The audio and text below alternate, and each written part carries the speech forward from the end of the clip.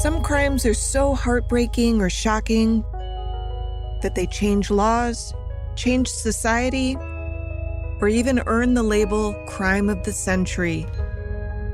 But the stories that made headlines in decades past aren't necessarily remembered today. I'm Amber Hunt, a journalist and author, and in each episode of this show, I'll examine a case that's maybe lesser known today, but was huge when it happened. This is Crimes of the Centuries.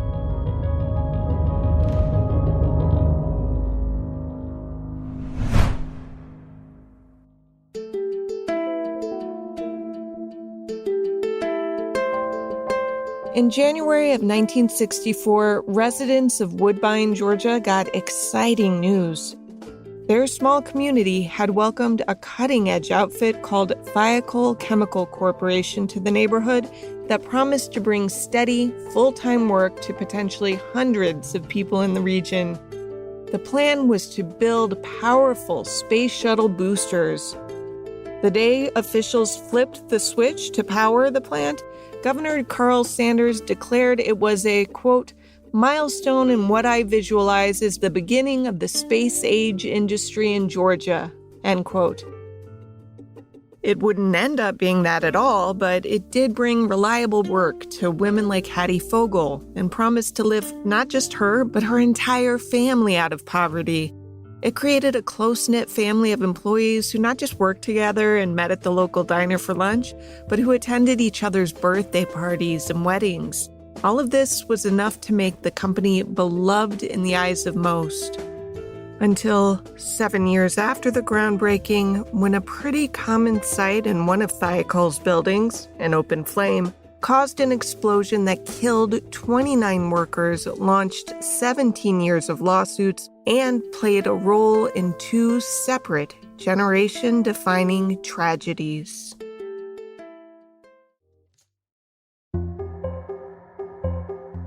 The opening of the Thiokol plant in 1964 was a huge deal, in part because the space race was a huge deal, and the plant was angling to get in on that. If you're unfamiliar, a quick Cliff's Notes-style synopsis.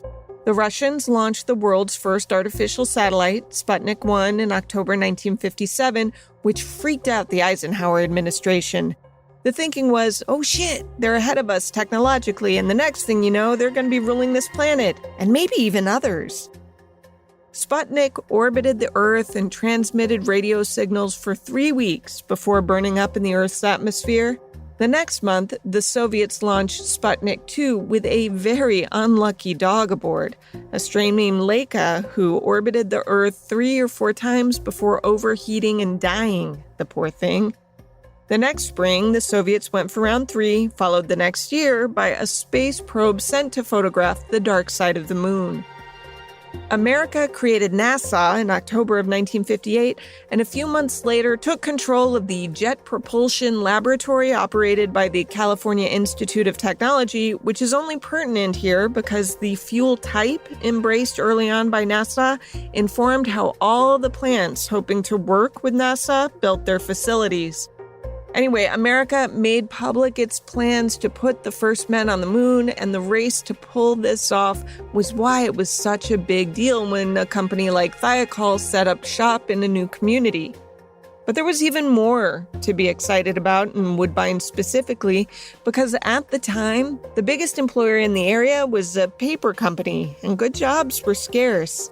Plus, most of the population there at the time was African American. This is Nancy Guan, a reporter with the Savannah Morning News who recently dug into Thiokol for her own podcast called Tripwire. We'll elaborate on that a bit later. First, here's a snippet of Tripwire's second episode. The space race is what brought Thiokol to Woodbine. Originally founded in 1929 as a company that produced synthetic rubber and other materials, Thiokol would eventually move into the aeronautics industry. Scientists at the Jet Propulsion Laboratory, JPL, discovered the company's polymers would make ideal binders for solid fuel rockets, essentially the glue to hold the rocket together. These solid fuel rockets would then be used to propel, You guessed it, a space shuttle right up into the Earth's orbit and beyond. To win the NASA contract to be able to make the rocket boosters, Thiokol had to build and test out its product. Woodbine seemed ideal because it had acres of land available on the cheap. They think this is the perfect place because there's tons of rural land, there's open space. They need a lot of space to build this huge rocket booster that would eventually launch a shuttle into space. On February 27, 1965, residents miles away from that acreage heard a thunderous clap coming from the site. Thiokol had tested the largest rocket booster known to humankind, and successfully. The whole town seemed abuzz with pride. Woodbine had not only been the site of a 13-foot diameter motor generating 3.2 million pounds of thrust, but it had done so by twice the power generated by any previous motor. One headline in the Macon Press read, "Big Rocket Roars in Static Test." But the subsequent headlines weren't what Woodbine or Thiokol officials had hoped. Thiokol loses booster contract, read one in June 1965, atop an Associated Press story. That's because budgetary constraints prompted NASA to switch from its solid fuel program to liquid propellant, which mucked up Thiokol's plans. The plant itself wasn't abandoned, but rather rejiggered, so that its sprawling acreage could produce other, less headline-grabbing products. They find different industries and different materials to produce there, like pesticides and things like that. So whatever their chemicals can produce, they started moving into those arenas. A few years later, when America planted its flag on the moon in 1969, Thiokol was heavily invested in a completely different industry. Eventually, they start moving into war munitions. That's because the war in Vietnam was underway, and the U.S. had been sending troops since 1965. It's dawn, and Alpha Troop 19 is commuting to war. 21 GIs bound for a jungle clearing a mile from the Cambodian border. Our involvement had been the subject of protests on college campuses for years, with riots drawing national attention at both the universities of Chicago and Wisconsin. 4 men destroyed UW-Madison's Sterling Hall to protest the school's research connections with the U.S. military in August of 1970, and soon after that, letters to the editor and newspapers nationwide showed that distaste for the war went far beyond kids in college. Still, the war had created supply needs, and those created jobs. Thousands of previously fine-to-good companies suddenly found themselves in unprecedented demand and winning contracts with the federal government because they could make products useful to American troops. Thiokol was one of them. They specifically made a type of trip flare called the M94. And a trip flare it's more of like a defensive device and not a weapon. Though Thiokol also did make other types of weapons like mortar rounds and stuff like that for the Vietnam War as well. But for the trip flare, they made this particular type called the M94. And it's this kind of handheld grenade-sized device, and there's a wire connected to it. You string that wire around your army base. Whoever trips over it, it triggers the trip flare and it lights up, and you can see whoever tripped it.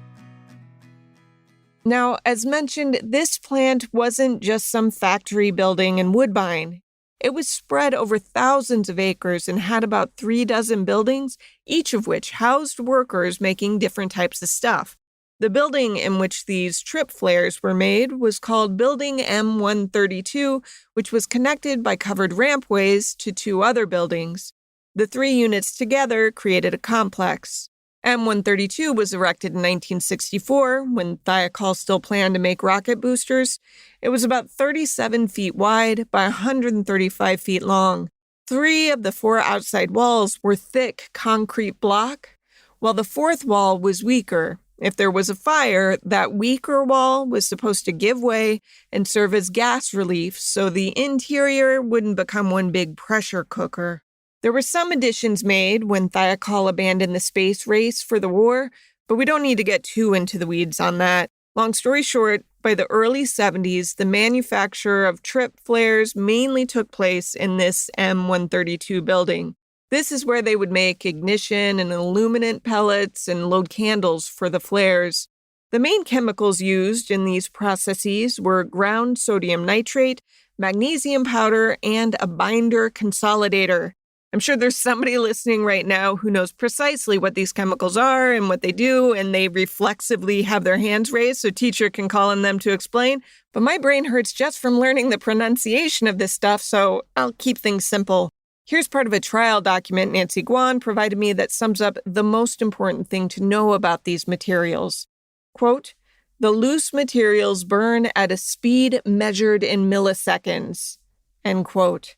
They not only burn fast, but they caught fire on the regular.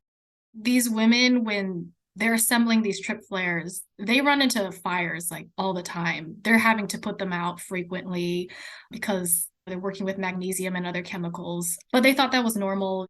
You might have noticed she said women.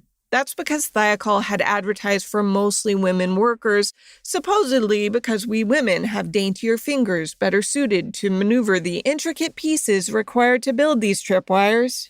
That said, Guan's reporting suggests there might have been another reason for the female-focused recruiting. Kind of the unspoken thing was that other people bring up is that, there was also the factor of wages. They could pay women lower wages. And at the time, a lot of the men were being drafted to the war. So it's kind of a confluence of all of that. Even if the cheaper wages had been front and center of the job postings at the time, though, few would have balked. The Civil Rights Act had passed in 1964, prohibiting discrimination in hiring and beyond based on religion, race, sex, national origin, and such. But even so, it was tough for women to get steady work anywhere, and tougher still for Black women. Hattie Fogel was a 19-year-old Black woman who was thrilled to see the opening at Thiokol. She told The Current, a nonprofit news outlet covering coastal Georgia, that she and others in her family had been traveling to Brunswick, nearly 30 miles away, for piecemeal work at King Shrimp. Quote, "Was an opportunity for women to do better. I could go to work, come home, and provide for my child. There were times when we went to the shrimp factory, and if the shrimps weren't there in my department, I went home early, so there was not a guaranteed 40-hour paycheck." End quote. They had viewed that work as an opportunity for growth, to bring themselves and their families out of poverty. By 1971, the minimum wage in Georgia was $1.60 an hour, but Thiokol surpassed that and guaranteed full-time work to boot. For women like Hattie, this was a chance to completely redefine her whole family's existence. It seemed like a godsend, until suddenly it was clear that it was anything but.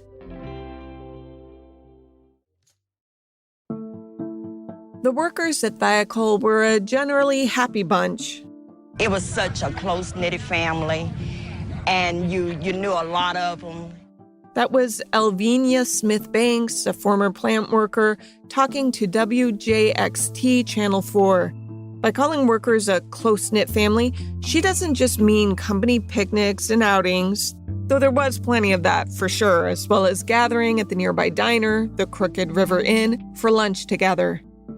But in a lot of cases, people were working alongside their literal family members. As The Current reported, quote, "Fogel went to work each day along with her brother, sister-in-law, and 2 cousins. Each worked on the factory line where workers transformed raw explosive material into the deadly munitions that U.S. infantrymen would use to defend their own lives. Fogel's specialty was putting the safety pins in the trip flares, a job that required using an air gun with a foot pump to insert the pin. One day, that air gun malfunctioned. The trip flare blew up in my hand and they had to catch me," she said. End quote. The workers had been told to stay calm if they ever heard someone yell fire or if they saw a spark, but Fogel didn't have much control over her response to the thing literally igniting in her hand. She simply started to run. But while this was Fogel's closest explosive encounter on the job site, it was far from her only. Small fires were common. While the workers didn't get much safety training, they did get a lot of practice running.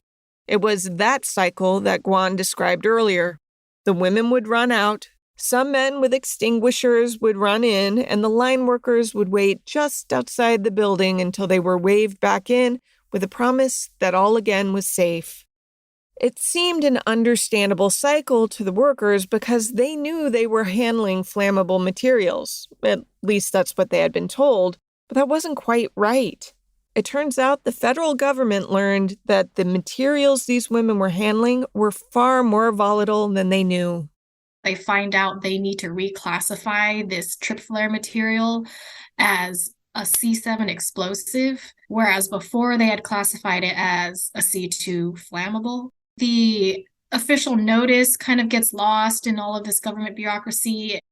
This is why there are sometimes systems put in place after these kinds of tragedies.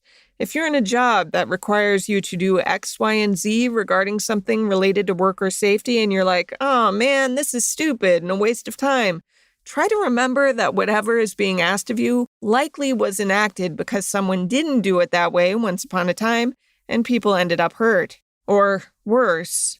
In this case, a memo changing the status of the materials handled in building M132 reached a guy who put it in a drawer rather than passing it along to the Thiokol plant. We can't know for sure if Thiokol would have changed how it approached those chemicals once they learned of the recategorization, but Guan said there's reason to think it would have. I was reading one of the old Florida Times Union articles, and they were talking about when they were building the plant for the rocket fuel booster construction at the time.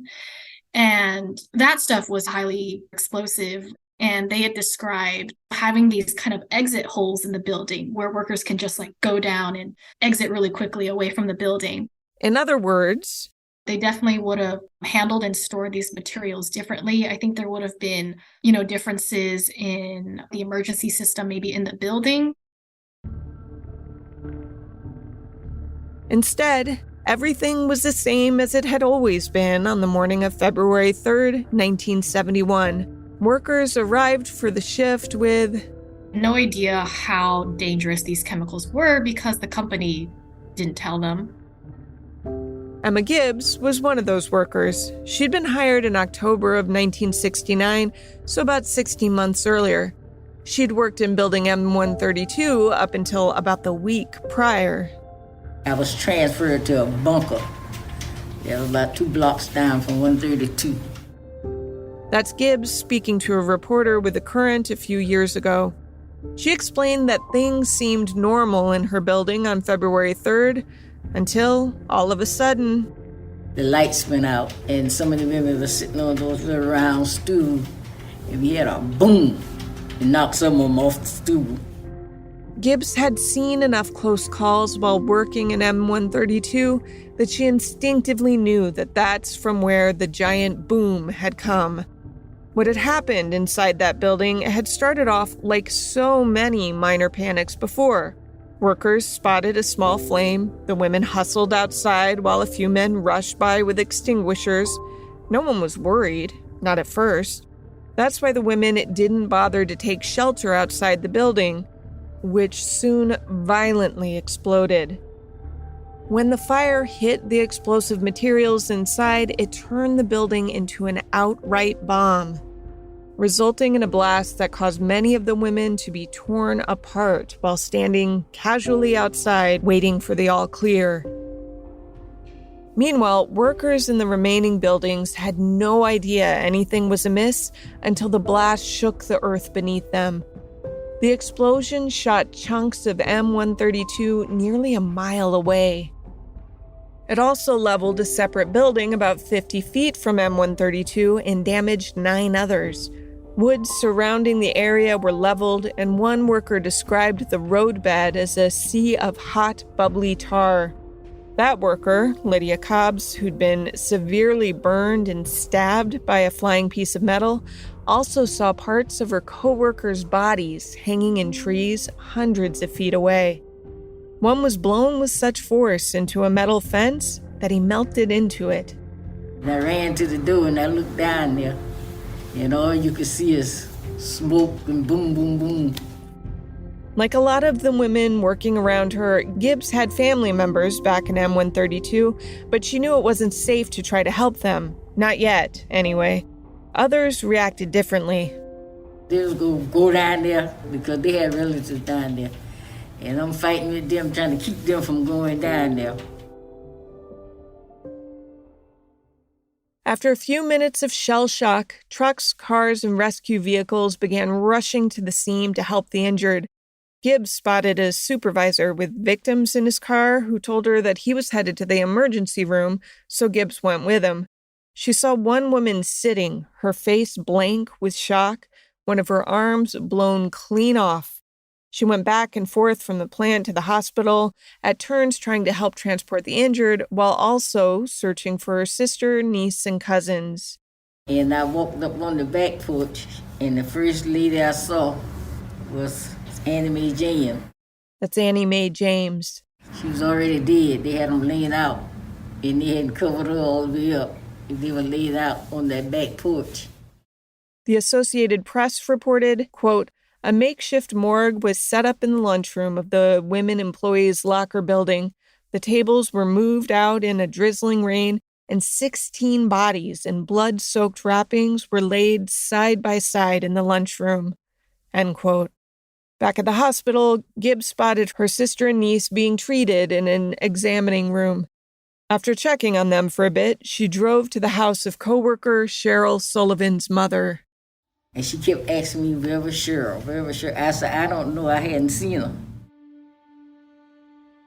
Cheryl was just 21 years old with high cheekbones, a contagious smile, and natural hair. Later, Gibbs would learn that while Cheryl had survived the blast long enough to be transported to a hospital, she died en route. She was one of 29 victims that day, ranging in age from 20 to 50. The majority were Black women. Dozens more suffered injuries, some of them life-threatening. Hattie Fogel, the woman who had come to Thiokol after working at the shrimp factory, survived the explosion, but she lost her brother and sister-in-law that day. One of her cousins lost an arm. Fogel told The Current in 2021 that she still felt pain from her injuries. For years, she couldn't talk about the explosion without crying. Nancy Guan again. This was a huge tragedy. Everyone in Woodbine was basically touched because everybody knew everybody. Children were left orphaned. Families hesitated even to really talk about this because it was so traumatic. Some, of course, were angry, especially when it came to light about 3 weeks after the explosion that workers should have been told the materials they worked with weren't merely flammable, but were explosive. So they sued, launching a 17-year legal battle to figure out who, if anyone, should be held accountable.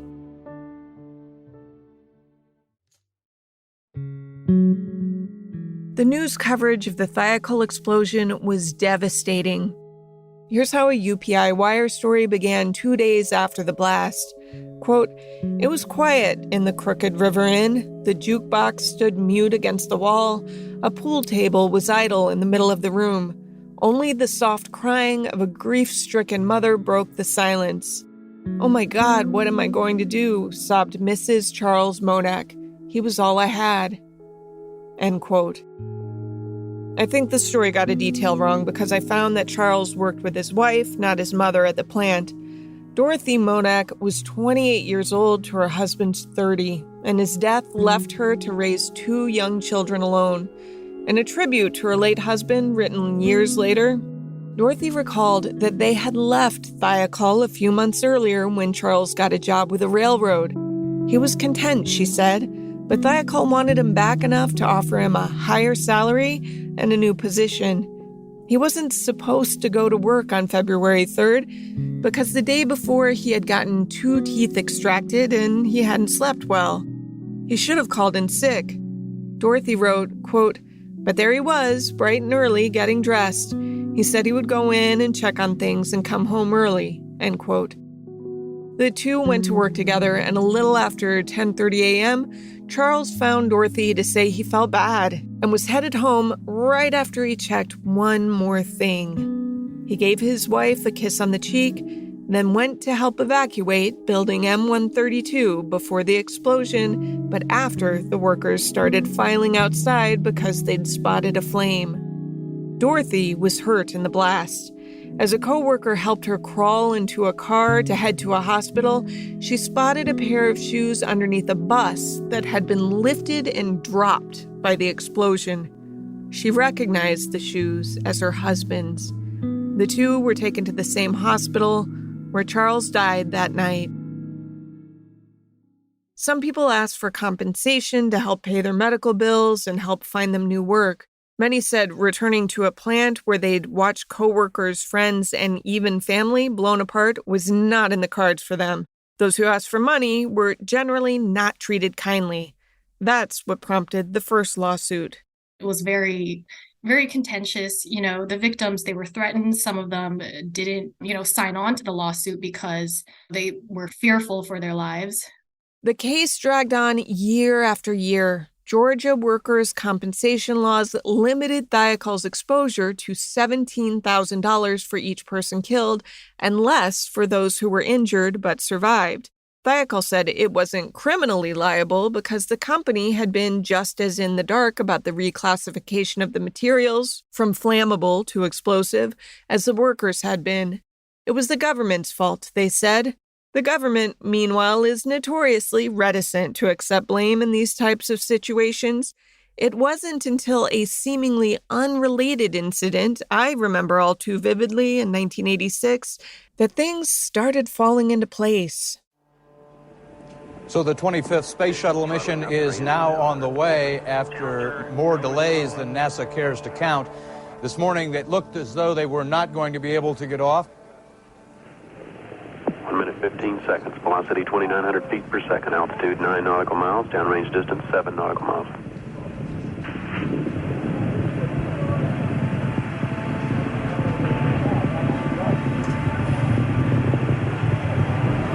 Looks like a couple of the solid rocket boosters blew away from the side of the shuttle in an explosion. Flight controllers here looking very carefully at the situation. Obviously a major malfunction. We have no downlink. We're awaiting word. They're holding their breath just, I'm sure, as everyone else is. You saw it just a few moments ago, about 45 seconds after liftoff, a huge fireball in the sky. We have a report from the flight dynamics officer that the vehicle has exploded. Flight director confirms that. We are looking at checking with the recovery forces to see what can be done at this point.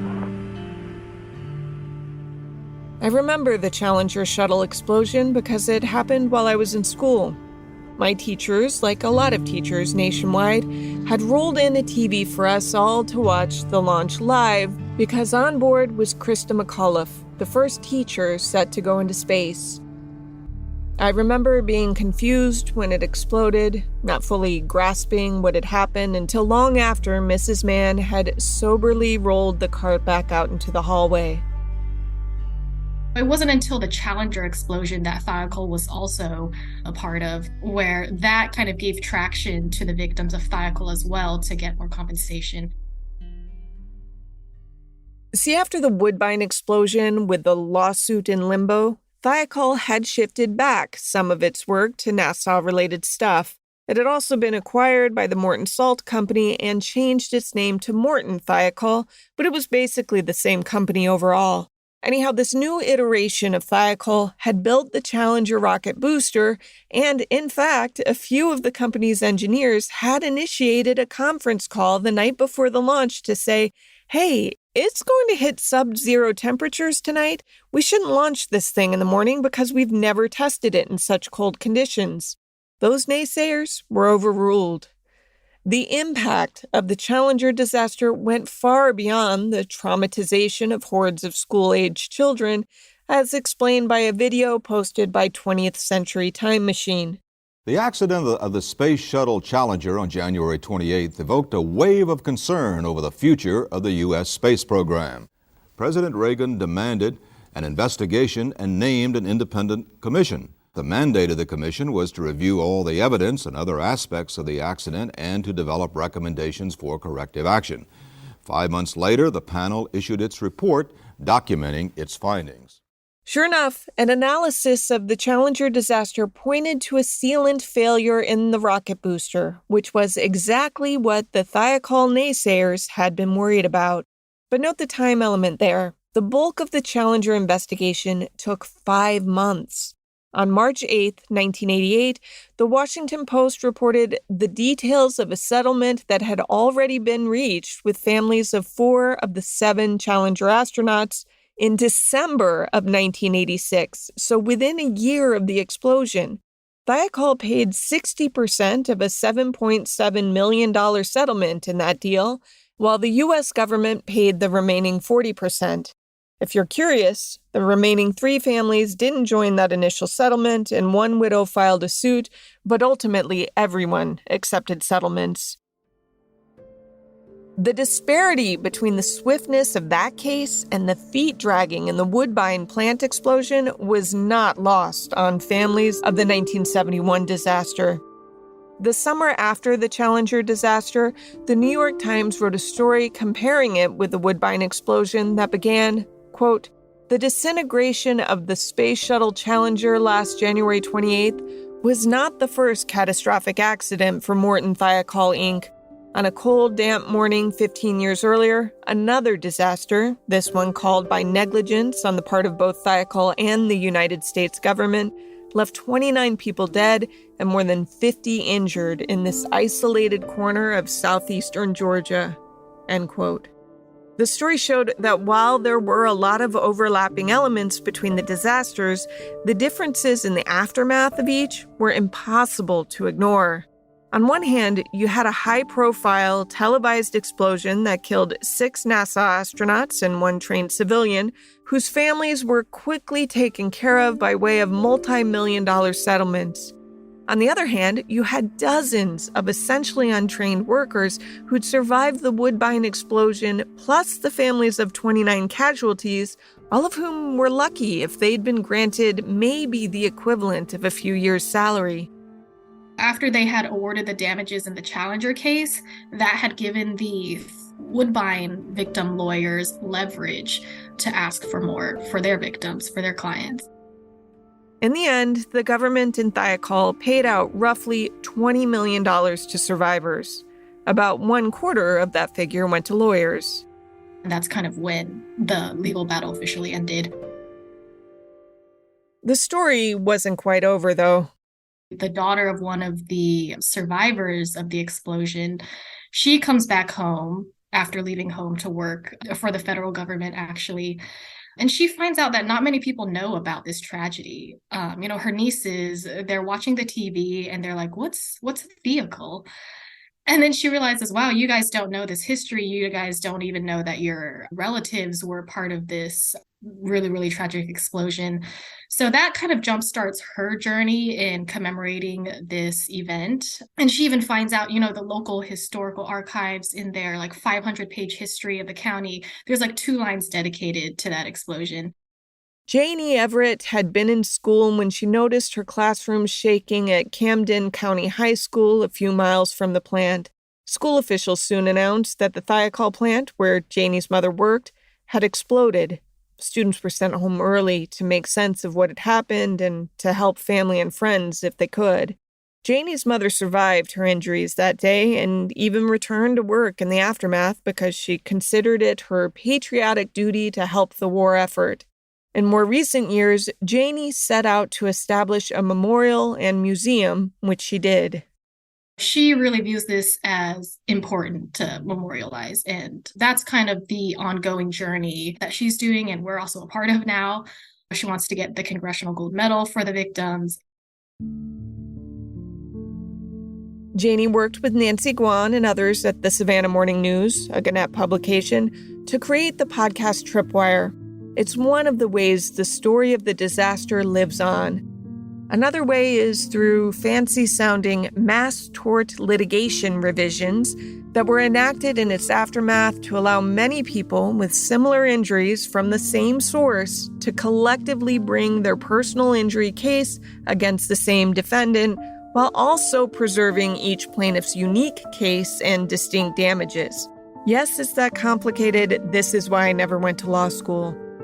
The way other people described the legal ramifications is that tort law was rewritten and that same litigation was used in compensating victims of 9/11.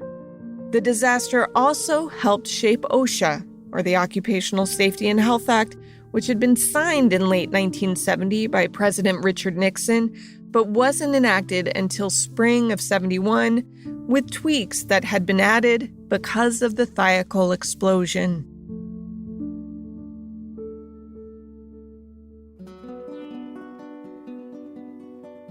To research this story, I interviewed Nancy Guan of the Savannah Morning News and read contemporary and retrospective news stories. The 2021 piece by The Current was especially helpful, as was the 1988 story I referenced from the New York Times. You can find Guan's podcast Tripwire, that's one word, wherever you get your podcasts. Crimes of the Centuries is a production of the Ep6 Network. To learn more about its shows, go to obsessednetwork.com. This episode was written by me, Amber Hunt, and produced by Jennifer Swatek. Steve Tipton edited the script. Original music is by Bruce Hunt and Andrew Higley. Other music comes from Blue Dot Sessions and Universal Music Productions. If you like us, help us out by rating and reviewing us on Apple Podcasts. For more information or to recommend a case, go to centuriespod.com. On Instagram and Twitter, we're at centuriespod, and check out our Crimes of the Centuries podcast Facebook page.